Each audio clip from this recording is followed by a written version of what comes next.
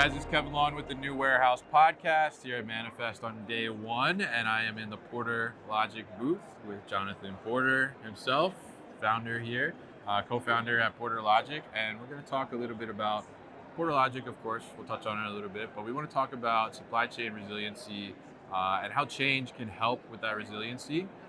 Where some people may think that change is going to potentially disrupt a little bit your supply chain, but how change can actually do that. And we'll talk a little bit about waste within the warehouse operations as well, and how PorterLogic is kind of helping to eliminate some of that waste and create a better focus on that resiliency overall. So, Jonathan, how are you? Thanks for inviting me into your booth. Yeah, no, doing well. Thanks for being here, Kevin. Definitely. Good to see you. It's been a busy show. Yeah? Yeah, no, but it's been good. So we've had a lot of people come through. So Definitely, that's good to hear. Certainly buzzing here, I'll say, in the space. So it's good to be here in your booth. So tell us a little bit about, I guess maybe for people that haven't listened to previous episodes or not familiar with PorterLogic, kind of give us a little rundown on PorterLogic. Yeah, so PorterLogic is an operations platform for mid-market manufacturers. So we help companies optimize their waste and their fulfillment and also support their customers better. So improving things like days to fulfill and on-time fulfillment rate. So we typically are replacing a warehouse management system or a procurement management system. Okay. We sit on top of whatever you're already using. So we'll integrate directly with your ERP. If you have a legacy WMS, or honestly, most of the time we're replacing a 50-tab inventory spreadsheet that somebody's been, hacking together for years and years. So No, don't take my spreadsheet. no, I know. Well, and we're here to bolster, right? We're here to adapt and, not trying to replace your process, but you get to a point of scale in which you have to, start systemizing. And, oh yeah, absolutely. And I've certainly seen the system before too. Anya showed it to me before, and very easy to use, very easy to drag and drop kind of, and get those workflows in place. So a really great system to be able to leverage. Now, talk to us a little bit about kind of this concept of supply chain resilience. I mean, tell us, I guess, from your perspective, what do you define as resilience within the supply chain?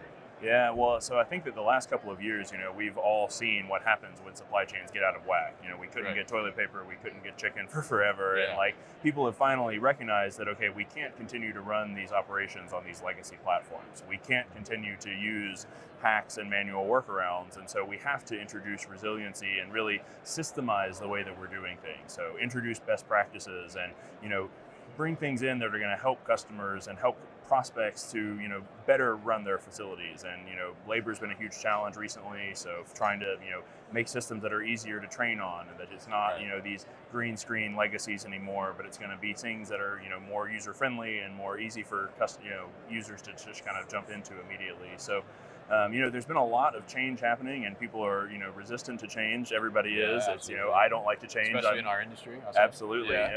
These are mission critical systems, right? We get that. And, you're running your entire business on this. And, if your WMS goes down and you can't ship, that's a really big deal. But at the same time, you need to introduce some of that change. And it's a healthy thing to go through and look at your processes and start saying, is this really the way that we should be doing this? Is the spreadsheet actually the tool for this? We talk a lot about that, starting in a spreadsheet is a great thing. It's a really quick way to adapt and try and flex, but you need to get to a point that your supply chain is more resilient. And that's really, I guess you asked my perspective on resilience. I mean, that is the being able to not have to have the one person with all of the inherent knowledge that knows how the spreadsheet works. Right. That's a lot of risk, right? Yeah. What if that person gets hit by a bus or wants to retire or move on? And you can say the same even for your associates in the warehouse, right? It's if you need people that can, move between functions and be cross-functional, and the ability to plug somebody in quickly, whether that be a temp associate or a flex worker, these are all things that add resilience to your supply chain, because if something changes or breaks, the ability to adapt and move quickly to remedy what that is, that's really what we're talking about. So. Yeah, absolutely. And I think that's such a great point there, because you talk about it gets messy, using all these spreadsheets gets complicated, but the key is that there typically is that one person that knows where everything is or knows how everything works, and then all of a sudden they disappear, like you said, something happens, and then everybody's trying to figure out how did they do this, and then someone changes a formula here and they don't know how to get everything back, and it's all out of whack, right? So you want to make sure that you're having those risks kind of alleviated, right? And being able to create that resiliency through that. And you mentioned something in there too about the kind of the user interface side of things and the importance of that. So talk to us a little bit about that and why that's so so important, and also kind of how PorterLogic kind of approaches that too with their system.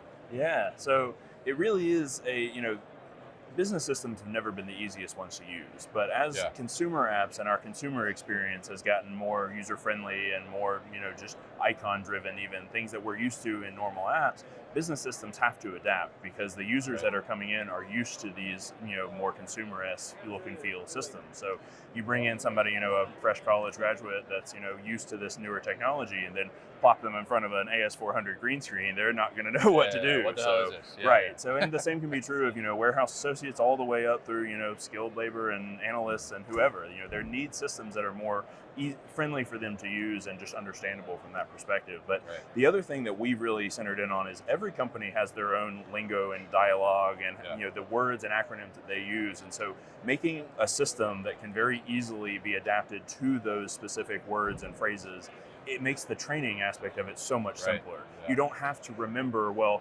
product code means this for us, and ref Yeah. field 2 means this, and we just make the UIs look exactly like what your users are used to seeing, using all the words and acronyms that they're used to.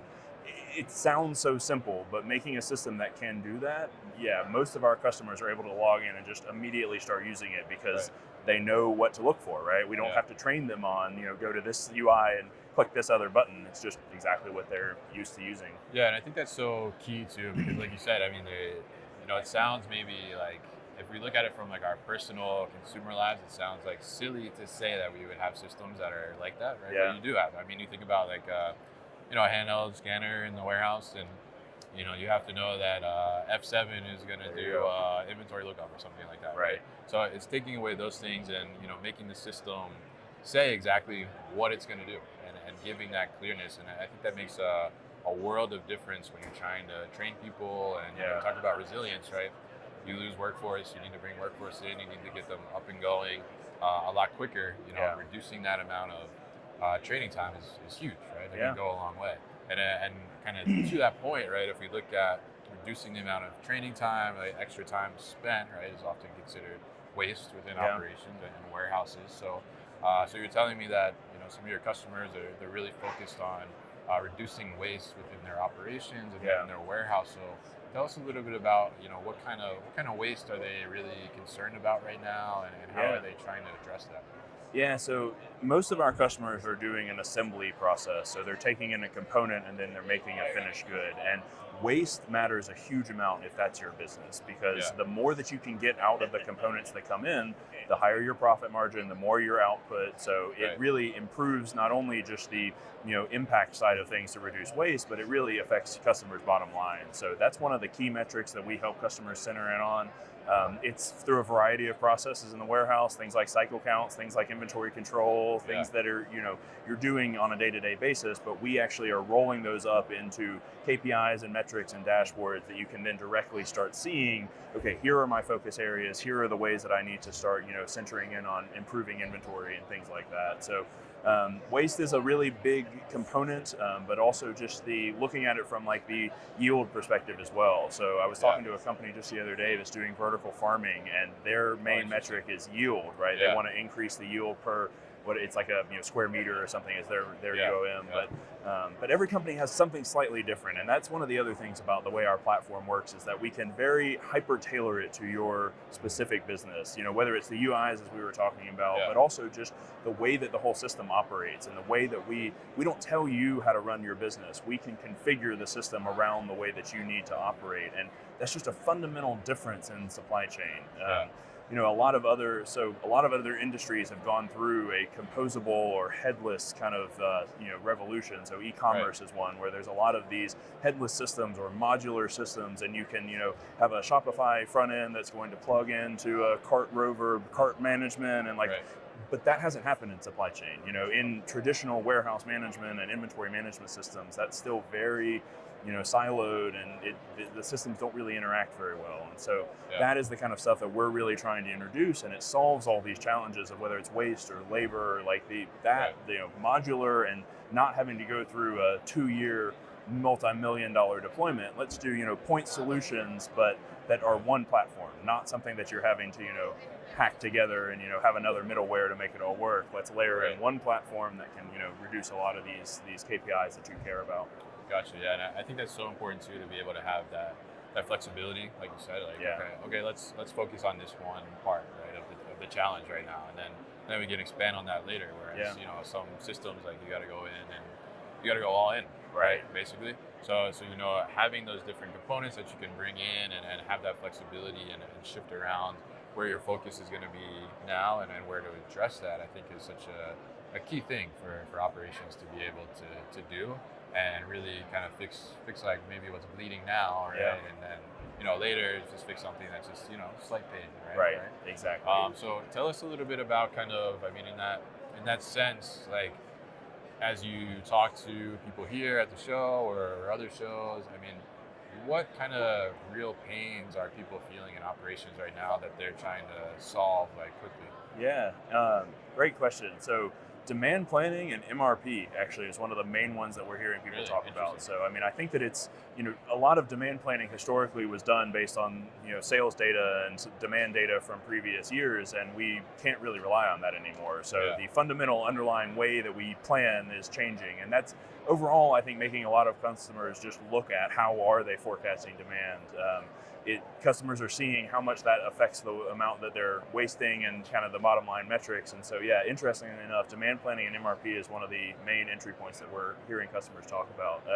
Even things like factoring in expiration dates on your material plan. Right. So we've just signed a new customer, and their main pain point is that they have been artificially inflating their demand to then accurately count for waste in and expiration in their product. So it's things like that I think most people are just used to having to do, right? You have to find some workaround, you have to find some way to make it work, but we're trying to say there's a better way, right? And there's you don't have to keep doing that. So, but you asked about pain points. That's definitely one of the main ones.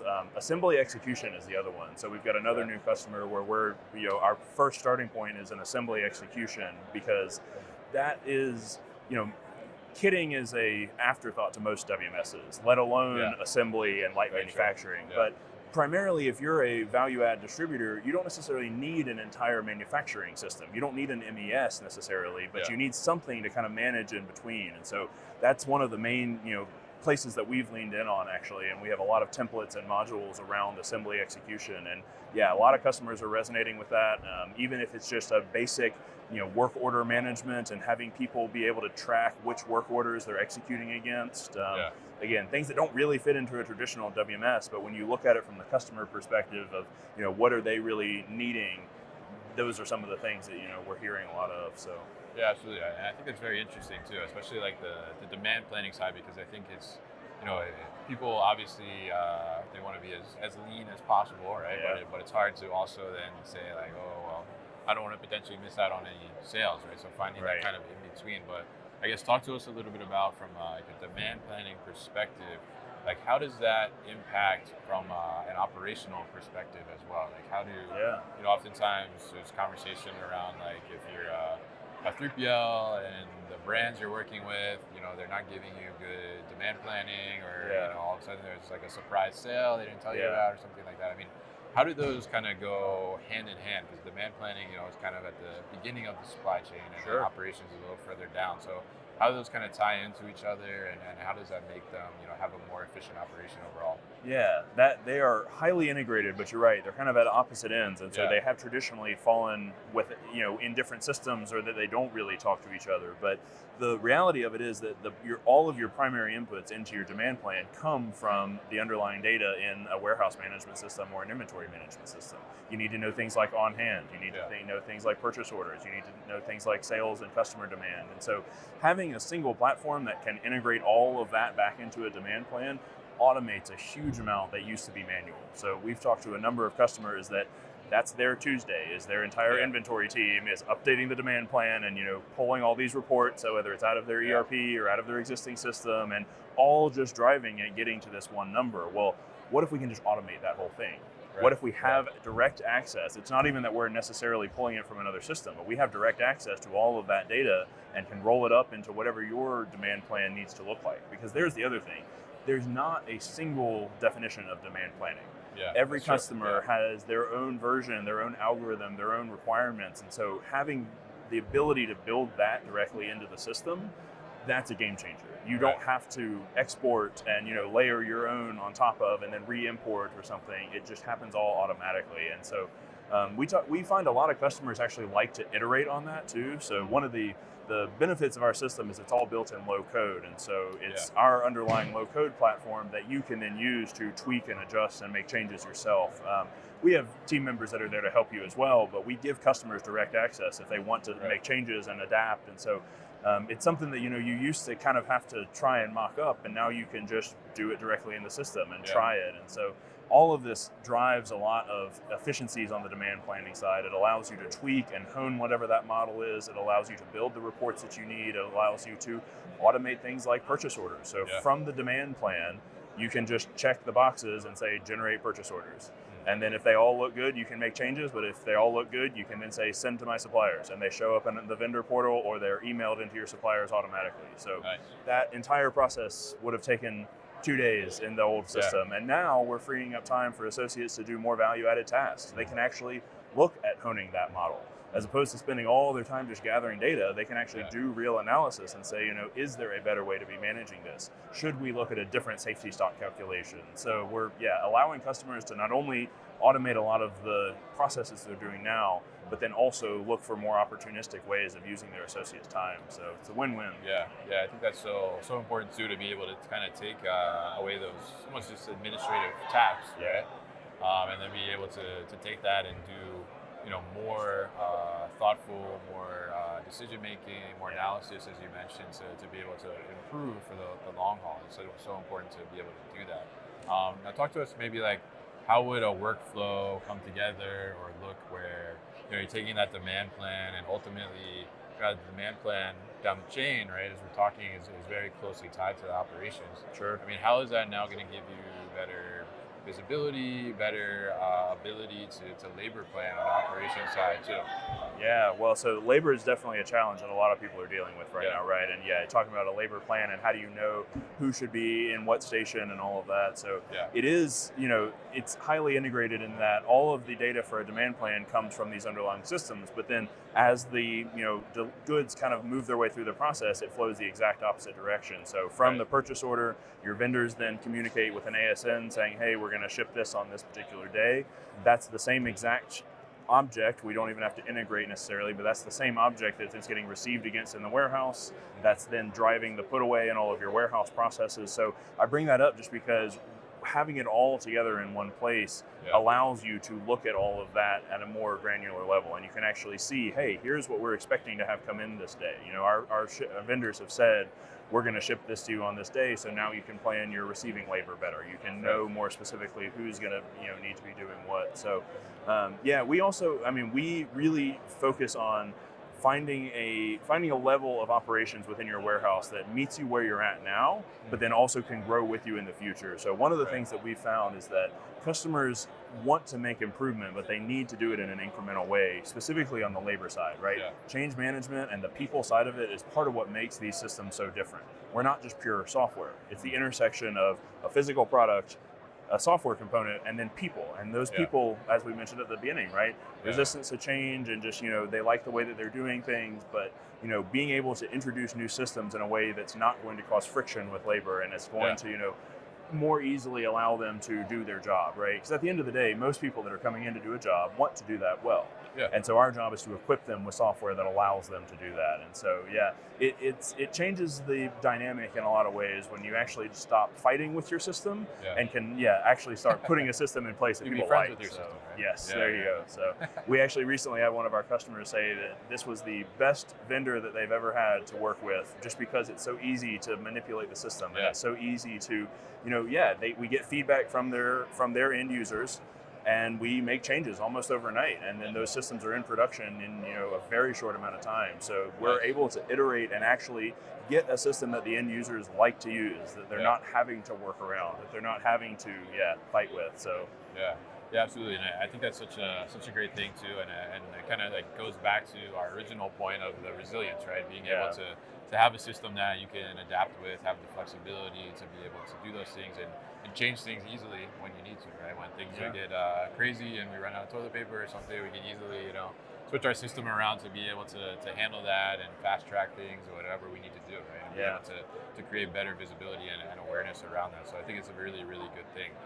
So for PorterLogic, I mean, you guys are just kind of constantly evolving, right? Yeah. I mean, the way your system is set up, I think that's the way it's set up to be, right? I mean, the different types of use cases you can use it for, and different types of workflows you can set up, and all these different things. But as you look kind of towards the future, I guess maybe this year, a couple of years, I mean, what's kind of in the pipeline for PorterLogic? I mean, how's the market looking? What are you looking forward to, or what are you looking towards for the future?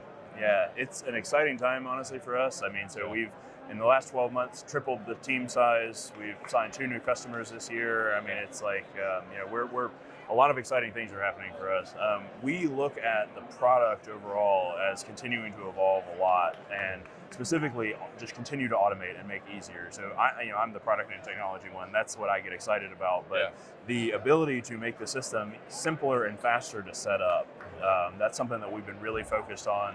It not only helps us from a scalability and repeatability standpoint, but it helps customers get to an end solution a lot quicker. So we've rolled out a new templates feature over the last couple of months so that we can templatize a lot of starting points. So you can start with a blank slate, but you also, here's 5 different ways of doing receiving, and here's 5 different ways of doing put away. And so you can choose all these pieces as your starting point and then tweak from there. So, but yeah, we're rolling out a number of product features that are all designed around, how can we just make this easier and faster and simpler? So honestly, one of the long-term things that we look at is, how can we just intake direct feedback from customers and allow that to then set the system up on its own. So that's kind of the long-term where we're driving towards, is how can we just basically automate away all of this configuration activity that we've made a lot simpler, but there's still room for improvement. There's still ways that we can take that even farther down the road. So, but yeah, we're really focused on customers right now. Trying to solve problems for customers is always where we start, and we get a lot of feedback directly from customers, and we build that right into the product. So we had a product design session a couple of weeks ago, and I think every single feature that we're working on right now is driven by a customer that brought up a suggestion or a new requirement over the last 6 months or so, which is just awesome, really fun way to build a product roadmap. So yeah, I think that's such a great thing when you're able to kind of listen to what the customer wants and then be able to evolve your product around that. And it sounds like you guys are doing that, which I think is such a great thing. So we'll always be looking forward to seeing how PorterLogic continues to evolve. But you are like the technology guy. You like technology, right? So, so talk to us a little bit about, we're here at Manifest. This is future of supply chain logistics, they say, right? And we have a lot of different solutions around here. So tell us kind of like for this year, I mean, what, aside from PorterLogic, right? I mean, what technologies, what kind of innovations are exciting to you? Yeah, it's a really good show in the sense that they bring a lot of technology together. I'll say that, there are some shows that may or may not, do quite the same combination, but Manifest specifically brings, investors with startups, with more established companies, with a lot of customers. So yeah, a huge amount of energy. I mean, we've been having people come through most of the day, and it's been a lot of exciting conversations. So I will say that, so AI is a big thing. Everybody's talking about AI. I think that AI is interesting, but everybody's starting to tack on powered by AI, and it's kind of not really meaning as much anymore. So that's one that I would not necessarily put as in the exciting category. I mean, we're thinking about it, but at the same time, I think that it's getting a little overhyped and overblown and somewhat. PorterLogic.ai? Not powered by AI. So that should be our slogan. We're going to coin that now. Actually. Not powered by AI. Honestly, I get super excited about all the robotics. So I do think that's one of the really cool things to see is just the proliferation and what types of robots there are out there, and like the various form factors they take. I mean, I'm continually amazed by like what types of robots come out. So like there's another company that I'm familiar with called Slip Robotics that makes a robot that like goes right into the truck and comes out, and like the entire robot is just this really long flat piece that you can load trailers on, and like it just, who would ever think a robot would take that shape, I guess, right? That's some of like, just like you see all these different things coming out, and it's like, That makes sense, but I would have never thought of it. So yeah, we don't get into the hardware side. We integrate with some of those pieces, but we're more on the software side. So yeah, I like the hardware, but yeah, definitely. I mean, it's great to see that, and it's great to hear your insights as well on the technology. And yeah, we like the guys at Slip too. They've been on the podcast before, so nice. Definitely really appreciate your time here and your booth, and thanks for welcoming us in for this conversation and kind of hearing all these insights around resilience, technology, solutions, reducing waste, pretty much everything that PorterLogic covers, and just good to catch up with you as well, Jonathan. So if people are interested in learning more about PorterLogic, what's the best way to do that? Yeah, check out our website, PorterLogic.com. I'm also pretty active on LinkedIn, so you can find me there. I love chatting about whether it's technology, supply chain, anything. So, and yeah, Anya also on LinkedIn, so she talks about all kind of stuff as well. So yeah, anybody that's interested, I'd love to reach out. So. All right, awesome. We'll put all that information at thenewarehouse.com as well. So thank you very much to Jonathan Porter from PorterLogic here, joining me at the PorterLogic booth, welcoming me in at Manifest. We'll definitely be putting all that information about PorterLogic up on the website so people can easily find it. So definitely check these guys out.